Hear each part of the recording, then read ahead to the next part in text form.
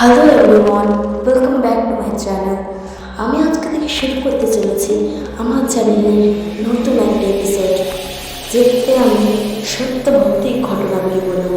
আর আজকের এই ঘটনাটিও কিন্তু সত্য ভৌতিক ঘটনার ভিত্তিতেই বানানো হয়েছে। It's your Debjit. আজকে আমি শুরু করতে চলেছি এপিসোড 1। এই ঘটনাটি ঘটেছে বহরমপুরের একটা পুরনো কবরস্থানে। তো চলুন ঘটনাটা শুরু করা যাক। সালটা ছিল 2011। 2011 সালের এক শীতের রাতে মনোরঞ্জন দাস প্রতিদিনের মতো যাত্রী নিয়ে ঘুরছিলেন। রাত তখন প্রায় 11টা। হঠাৎ বহরমপুরের পুরনো কবরস্থানের পাশে একজন বোরখা পরা মহিলা রিক্সা থামিয়ে বললেন তাকে শহরে এক নির্জন অংশে নিয়ে যেতে হবে। ভাড়া ছিল দ্বিগুণ, তাই মনোরঞ্জন রাজি হয়ে গেলেন। গন্তব্যে পৌঁছলে মহিলা বলেন, আমার একটু সময় লাগবে, তুমি অপেক্ষা করো। তিনি একটি পুরনো দালানের মধ্যে চলে যান।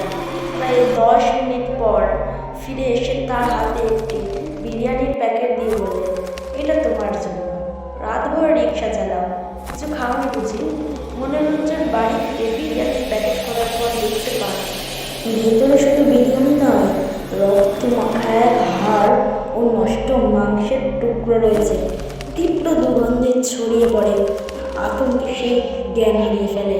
পরের দিন সকালে পাড়া প্রতিবেশীরা খবর পেয়ে থাকেন উদ্ধার করে। যখন তারা সেই বিরিয়ানির প্যাকেট তুলতে যায়, সেটি ঘর থেকে সম্পূর্ণ অদৃশ্য। মনোরঞ্জন এরপর মানসিকভাবে খুব ভেঙে পড়েন এবং কয়েক মাস চিকিৎসা নিতে হয়। তিনি এরপর রিক্সা ছাড়ানো ছেড়ে দিয়েছেন। আপনাদের যদি ঘটনাটি পছন্দ হয়ে থাকে, প্লিজ ভিডিওটিকে একটি লাইক করে দেবেন, আমার চ্যানেলটিকে সাবস্ক্রাইব করে দেবেন। যদি ইনস্টাগ্রাম বা ফেসবুক থেকে দেখে থাকেন, প্লিজ আমাকে ফলো করে দেবেন।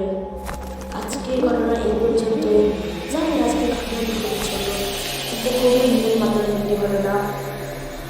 আমি এপিসোড নিয়ে আসবো অন্য একদিন। সেদিন এর থেকে বড় একটি রোমাঞ্চকর ঘটনা নিয়ে আসবো। আজকের ঘটনাটি কেমন লাগলো